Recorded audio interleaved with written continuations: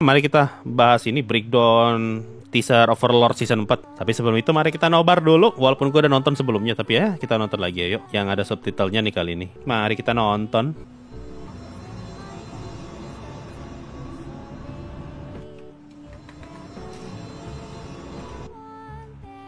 Anjir, gue baru nyadar itu di belakang pasukan Beastman loh. Iya loh, sebelumnya gue nggak perhatikan tuh pasukan Beastman di belakang tuh. Soalnya sebelumnya tuh teaser yang dibagikan tuh masih burem, belum sejelas yang sekarang.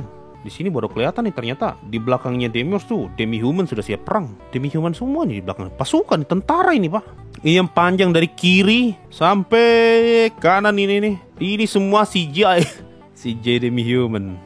Ya semoga aja Demi-Humannya bagus ya bentukannya ya. Jangan kayak CGI season 2 yang busuk gitu. Lanjut. Ditulis oleh Kugane Moriyama, dipublish oleh Kadokawa, karakter desain original dari Sobin. Nah ini buat lo yang nggak tahu, ini tembok panjangnya Holy Kingdom. Jadi di sini Demiurge tuh lagi ada di Holy Kingdom. Kita nonton dulu ya, habis itu baru gue breakdown.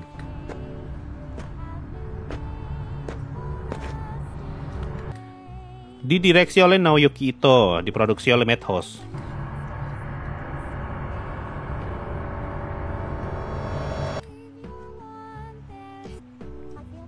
Sama sekali tidak ada orang yang berjaga di atas tembok.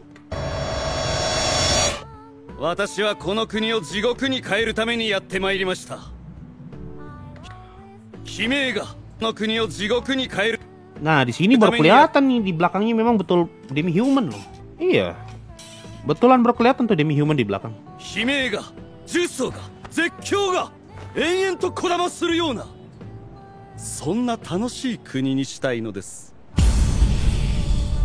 Overlord of the Sacred Kingdom. 劇場版オーバーロード聖王国編2024年 2024 fix. 2024 harusnya summer ya. Jadi kalau summer Januari, Februari, Maret, April, Mei, Juni, antara Juli, Agustus sama September. Antara 3 bulan itu Overlord movie bakal rilis di Jepang, bukan di Indo. ロードショー Ya, itu tadi teaser Overlord movie. Dari sini kita tahu kalau Demiurge datang ngebawa pasukan Demi-Human. Ini bisa kita lihat di sini ya. Tuh. Di belakangnya Demiurge tuh banyak tuh pasukan Demi-Human, ini baru kelihatan jelas sih. Ini persiapan untuk perang. Jadi nanti ini kemungkinan besar bakal antara 5 atau 10 menit pertama pas movie-nya nanti.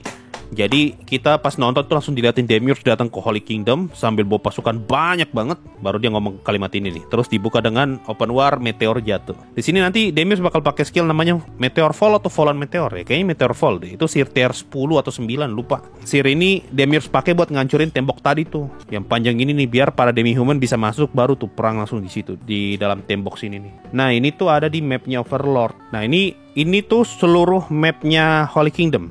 Yang ini nih. Nah, yang kayak garis panjang itu temboknya tuh yang ada di sini nih. Jadi temboknya tuh dari ujung sampai ujung nutupin full satu daratan tuh. Nah, kenapa dibikin tembok ini? Karena Holy Kingdom itu berseberangan sama tempat namanya daratan Kadze. Nah, ini yang tanah kosong luas nih. Ini tuh namanya daratan Kadze. Mereka tuh tetangga. Nah, masalahnya di daratan Kadze yang daratan luas ini itu isinya tuh Demi-Human semua. Dan Demi-Human itu pada dasarnya pengen selalu serang negara manusia. Makanya mereka tuh selalu diserang tuh sama makhluk-makhluk dari daratan Kadze. Makanya dibikin nih tembok super besar nih untuk ngelindungi negara mereka. Jadi kalau ini tembok jebol, masuk nih semua sampai ke belakang semua tuh.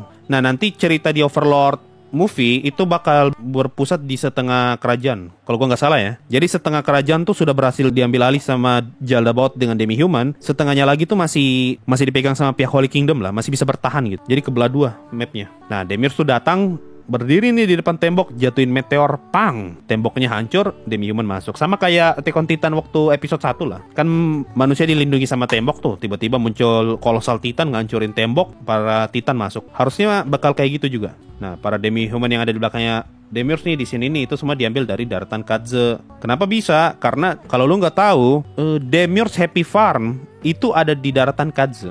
Ditaruh sama Demiurge emang di daratan Kadze. Itu dari season 1 tuh Ain sudah bilang Demiurge tuh punya misi di daratan Kadze. Nah, ini nih, ini misinya nih, ngumpulin para Demi-Human sama bikin Demiurge Happy Farm. Para Demi-Human ini nanti bakal dibawa buat nyerang Holy Kingdom. Karena tujuan Demiurge dari awal itu sebenarnya pengen nyerang Holy Kingdom, bukan Rest is the Kingdom. Di season 2 kan kita dilihatin tuh Jaldabaoth tiba-tiba muncul di Rest is the Kingdom kan. Itu sebenarnya cuma pemanasan lah. Nanti tujuan akhirnya tuh di Holy Kingdom ini nih. Dia pengen sebar namanya sebagai Jaldabaoth. Terus setelah nama Jaldabaoth tersebar, baru deh dia datang tuh ke daratan Kaze, rekrut nih para demi-human buat diajak kerjasama untuk nyerang Holy Kingdom. Makanya di sini Demiurge ngomong nih, aku datang ke kerajaan ini untuk mengubahnya menjadi neraka, di mana teriakan, jeritan, dan cacian akan menggema selamanya. Akan menggema selamanya. Aku sangat menanti untuk membuat kerajaan seasik itu. Ya.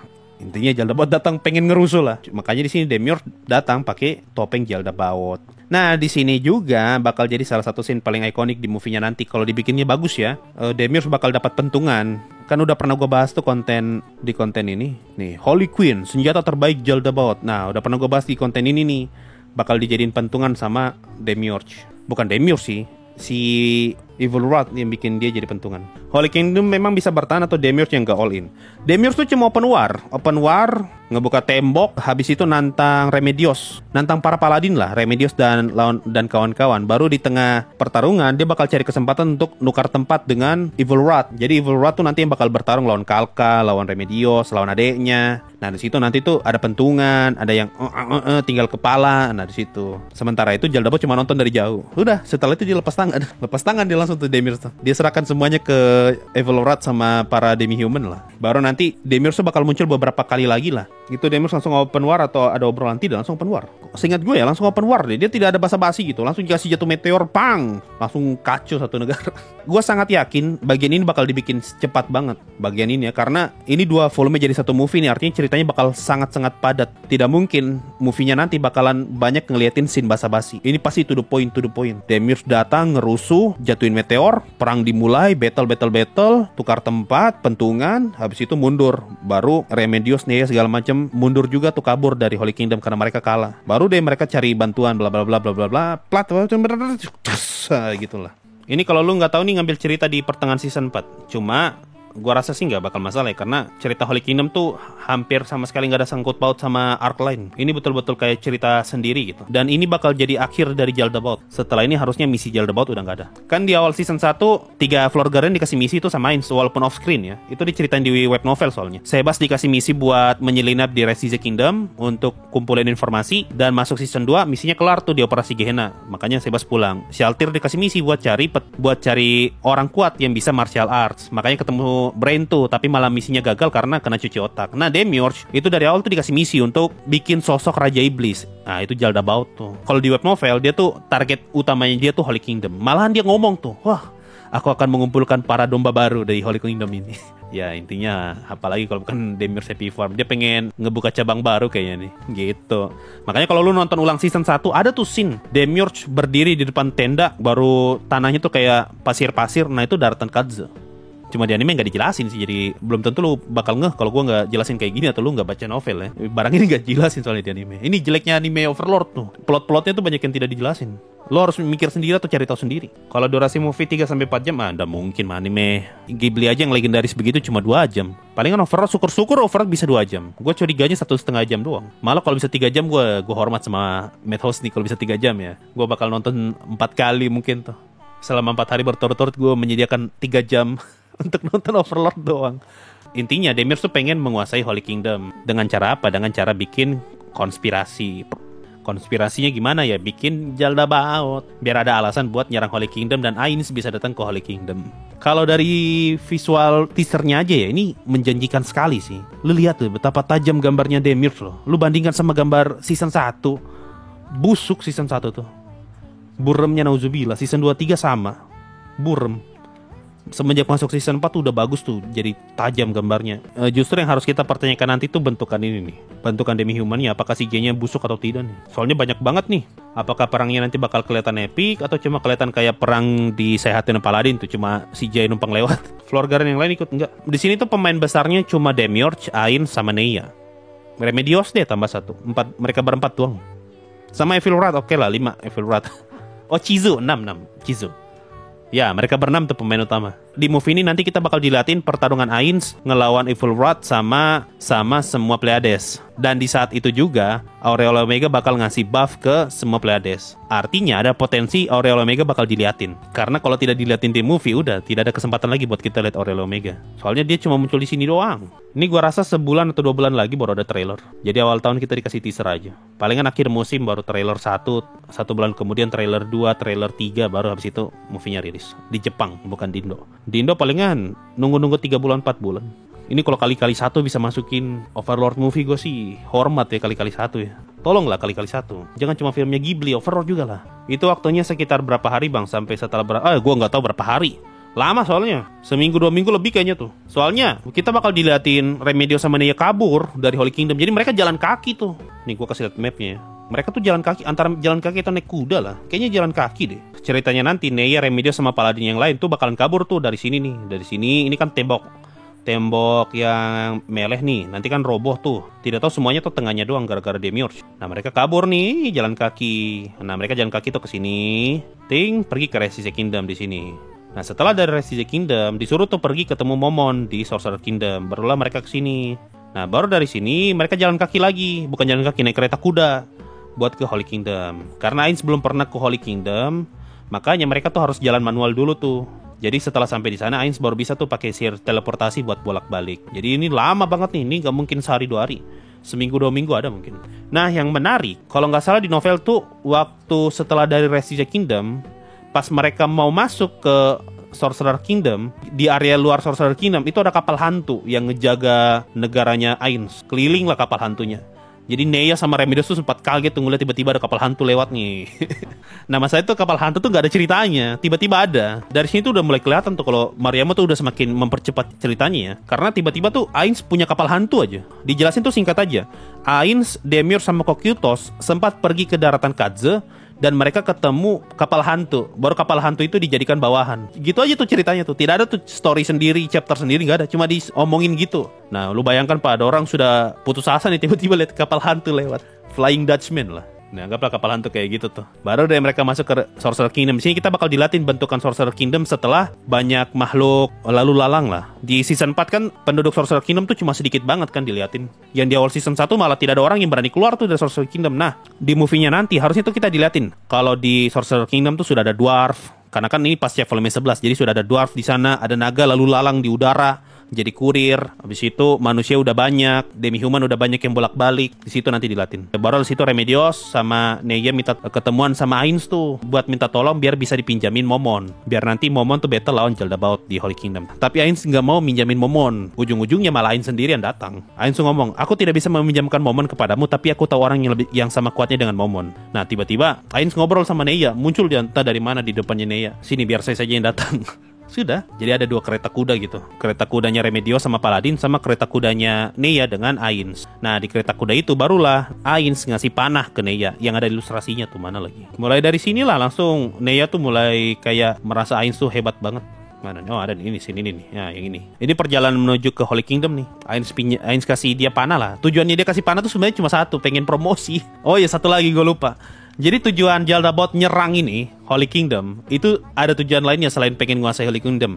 Mereka tuh pengen promosi senjata rune. Setelah Ainz berhasil produksi senjata rune, karena kan dia udah dapat para dwarf penempa rune tuh dari volume 11. Ainz tuh lagi mikir nih caranya, bagaimana caranya kita ngejual produk ini. Nah barulah dibikin tuh strategi marketing sama Demiurge. Oh sekalian aja bang, nih mumpung gue punya rencana pengen nyerang Holy Kingdom, satu kali aja lah kita pasarin gitu. Nah Ainz tuh sengaja pinjamin ke Neya buat jadi contoh produk. Baru nanti tuh di tengah cerita lah, mendekati tamat lah, Chizu tuh bakal diutus buat mendekati Neya. Nah Chizu tuh punya 2 misi lah. Satu misinya tuh temani Neya, satu misinya lagi bujuk Neya supaya dia mau pakai panahnya. Nah ini yang lucu nih. Alasan Ainz kasih pinjam panah ke Neya karena Ainz berharap Neya pakai panah itu ketika lawan iblis biar bisa jadi strategi marketing lah. Oh ternyata panah rune tuh kuat ya untuk melawan demi-human dan iblis ya. Wah ini senjata yang sangat harus kita beli nih, produk bagus nih. Nah harapannya Ainz tuh kayak gitu. Tapi masalahnya Neya tuh pikirnya lain. Wih ini senjata terlalu berharga, aku tidak boleh menggunakannya.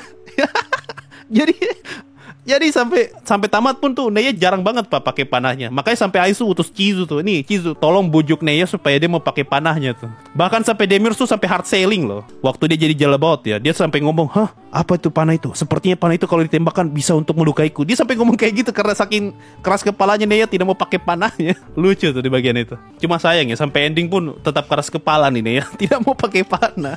Makanya di volume 16 atau 17 gitu Ainz ngomong nih kalau penjualan senjata rune tuh masih belum menguntungkan. Tapi Ainz menganggap kalau senjata rune itu adalah investasi jangka panjang. Jadi rencananya di Holy Kingdom tuh gagal gara-gara Neya doang nih. Aduh, terlalu berharga, aku tidak mau pakai. Aku tidak pantas menggunakan panah ini. Tujuan Happy Farm apa ya? Tujuan Happy Farm tuh buat bikin scroll. Oh iya, ngomongin bikin scroll, ada bagian yang lumayan ngeri, tapi nggak tahu ya ini masuk anime atau enggak.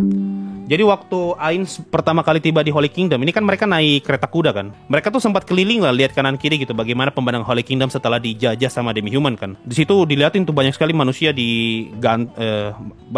dijemur lah, baru kulitnya nggak ada. Nah di situ Ainz mikir, apakah ini semacam ritual para demi-human? Padahal bukan, tujuannya kulit manusia ya buat di-store ke Demiurge untuk bikin scroll. Gila, itu kalau diliatin ngeri. Itu bukti kalau sampai detik ini Ainz masih nggak tahu tuh Demiurge Happy Farm tujuannya apa. Kalau itu ternyata manusia masih belum tahu deh. Intinya tuh Happy Farm buat bikin scroll. Jadi scroll yang lu lihat selama ini di Overlord ya itu dari kulit manusia. Kawin silang juga. Kalau lu bilang spoiler bang, ya lu ngapain ngikutin channel gue yang bahas Overlord secara mendalam dan lu protes spoiler bro. Overlord tuh meskipun lu udah kena spoiler tetap bagus kok ceritanya. Sekalinya panah rune sering dipakai malah meninggal semua penontonnya. Kalau itu gue nggak ingat tuh yang mana ya? Yang pas Neya mati, kan mati semua tuh di sana. Ini nih bagusnya Overlord ya, walaupun ceritanya dark tuh tapi masih ada sisi lucunya gitu. Yang pas Neya mati, oh betul, berarti pas Neya mati. Gua rasa sih nanti di movie bakal ada itu scene Neya tanda tangan tuh buat menyetujui perang di season 4. Mungkin itu bakal jadi post credit scene. Jadi Neya tuh tanda tangan tuh nih, saya sebagai The Faceless One menyetujui pernyataan perang Sorcerer Kingdom. Buat nanti sambung ke season 4. Karena kan kalau orang gak baca novel, itu pasti nggak tahu nih ini movie ini tempatnya ada di mana nih ceritanya. Nah untuk menjambungkan itu, gua rasa bagus tuh kalau misalnya diliatin scene setelah Neya jadi pemimpin sekte ya, dia tanda tangan berkas tuh yang diliatin di season 4. Oh langsung ketahuan, oh ternyata ini sebelum ternyata timeline ini sebelum perang di season 4. Ya mungkin itu aja sedikit breakdown untuk teaser Overlord movie. Gue baru akan bahas Overlord movie secara mendalam setelah ada trailer. Sebelum ada trailer gue belum mau bahas, soalnya nggak ada footage. Sama nanti diulang-ulang aja tuh pembahasannya kalau tidak ada trailer. Tunggu trailer dulu lah baru gue bahas panjang lebar gitu. Apa harapan gue di movie nanti, kira-kira apa aja yang bakal terjadi di movie dan segala macamnya lah. Padahal gue tuh sudah berharap trailer ya ternyata teaser. Ya mau gimana lagi. Mungkin itu aja lah. Gimana pendapat kalian soal teaser Overlord movie? Apa kalian semakin penasaran menunggu Overlord movie ini, atau ternyata kalian tipe orang yang ya udahlah rilis tidak. Dan mari kita sama-sama berharap semoga masuk Indo. Kalau tidak masuk Indo gue harus nonton di luar nih berarti. Ya mungkin itu aja. Thank you semua yang nonton sampai detik ini. Kita ketemu lagi ketika trailer Overlord movie udah rilis, dan bye bye.